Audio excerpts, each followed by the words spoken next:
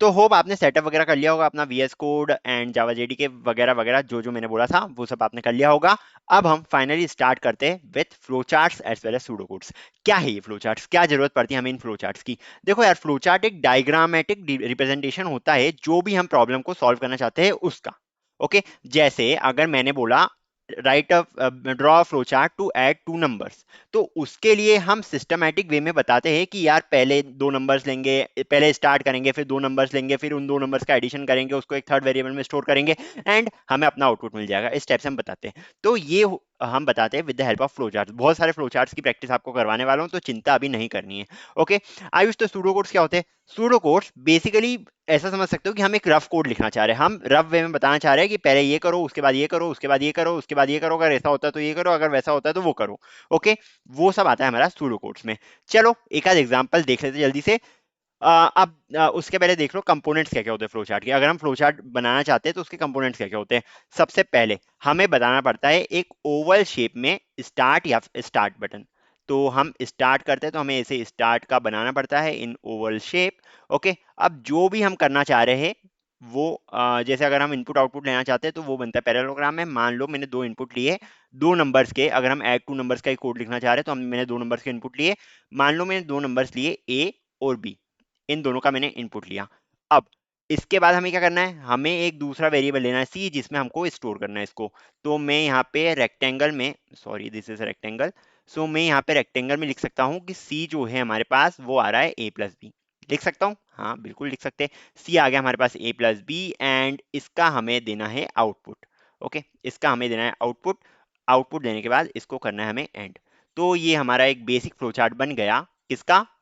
दो नंबर्स को ऐड करने का। इस टाइप से फ्लो चार्ट बनते हैं हमारे। ये एक एकदम बेसिक फ्लो चार्ट था। अभी हमारे पास डिसीजन प्रॉपर्टीज भी आएगी, अगर हम इफ एल्स कंडीशंस या स्विच केस कंडीशंस लगाएंगे तो हमारे पास डिसीजन प्रॉपर्टीज भी आएगी। तो उसको इस टाइप से बनाते हैं। हाँ, ये जो एरोज बनाए हैं ना, ये कनेक्शन क्लियर है कि हमने स्टार्ट करा, उसके बाद हम दो वेरिएबल्स लिए which are A and B, and उसको हमने एक थर्ड वेरिएबल में स्टोर कर दिया ऐड करके, विच इज नेम्ड एज सी। सी में हमने ए और बी को स्टोर कर दिया।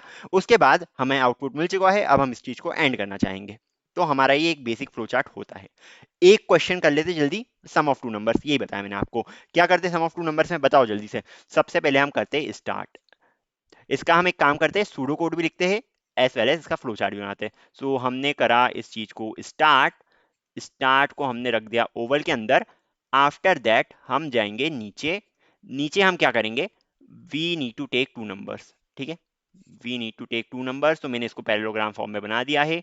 टेक ए एंड बी में लिख देता हूँ यहाँ पे। ओके, सो मैंने ए और बी दो नंबर्स को ले लिया है। इसके बाद हम क्या करेंगे, इसके बाद हम स्टोर करेंगे सी के अंदर। सी को मैं बनाऊंगा इन द रेक्टेंगल, क्योंकि रेक्टेंगल जो होता है वो प्रोसेस के लिए रहता है हमारे पास, जैसा कि आपने देखा है। तो यहाँ मैं लिख देता हूँ C is equals to A plus B. अब हमें क्या करना है, हमें बस रिटर्न करना है हमारा आउटपुट। तो यहाँ पे हमें प्रोसेस को एंड करना है, या फिर पहले आप लिख सकते हो रिटर्न सी। इसको भी रेक्टेंगल फॉर्म में लिखना, रिटर्न सी को। ये हमने बना दिया, वन सेकेंड, या ये हमने बना दिया रेक्टेंगल। यहाँ पे हम लिखेंगे रिटर्न सी, रिटर्न सी। सी को हमने रिटर्न कर दिया एंड इसके बाद हमारा प्रोसेस जो है वो एग्जिट हो चुका है। तो ये जो है ये हमारा बन गया है basic flow chart. Okay, this is a basic flow chart to add two numbers. हमें अगर दो नंबर्स का सम लेना है तो ये फ्लो चार्ट बन गया है। अब आयुष, सूडो कोड क्या होता है? तो सूडो कोड में कुछ नहीं, हमें स्टेप्स लिखनी है। टेक सबसे पहले हम लिखेंगे टेक टू वेरिएबल्स। टेक, बस सिंपली हमें स्टेप लेनी है, take A and B, A comma B, and इसके बाद हम लिख देंगे C is equal to A plus B,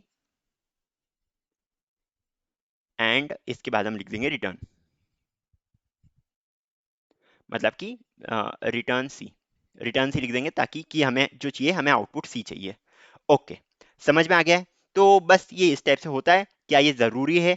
हाँ, अगर एकदम बेसिक लेवल के प्रोग्रामर हो तो ये करना जरूरी है। ये आपके अंडरस्टैंडिंग के लिए रहता है, आपको सिंपल वे में समझ में आ जाता है कि हमें क्या क्या करना है, क्या क्या इसके स्टेप्स रहेंगे। जैसे कि अगर आपको बोल दिया है कि हमें चाय बनानी है, अब चाय बनाने के लिए आप क्या करोगे? चाय बनाने के लिए आप स्टेप्स लिखोगे कि सबसे पहले हम क्या करना है, हमें मिल्क लेना है, हमें भगोनी में मिल्क लेना है, भगोनी मिल्क डाल के हमें उसको बॉईल करना है।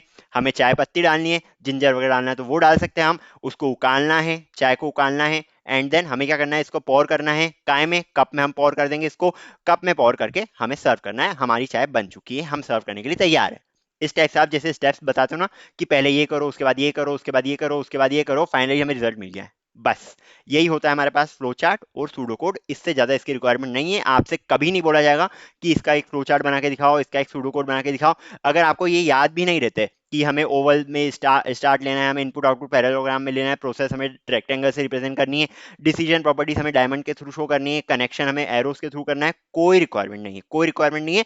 बट क्योंकि मैं एकदम बेसिक से पढ़ा रहा हूँ, इसलिए मैं आपको बता रहा हूँ कि क्या होते हैं हमारे पास फ्लो चार्ट्स, क्या होते हैं हमारे पास सूडो कोड्स। कोई रिक्वायरमेंट नहीं है इसकी, बट आपको ये माइंड में बनाना आना चाहिए कि हमें क्या क्या स्टेप्स फॉलो करनी है, जिसके थ्रू आप आसानी से कोड लिख पाओगे।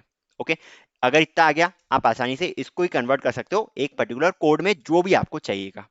ओके, तो चलो यार, एक फ्लो चार्ट तो हमने देख लिया है। अब आगे के हम अगले वीडियोस में देखते हैं। तो बहुत सारे मैं इसे flow charts and pseudo code सीखने के लिए लाया हूँ। हम अगले वीडियोस में इन सबको कवर करते हैं। So bye bye, like comment share कर देना एंड सब्सक्राइब भी कर देना। Thank you.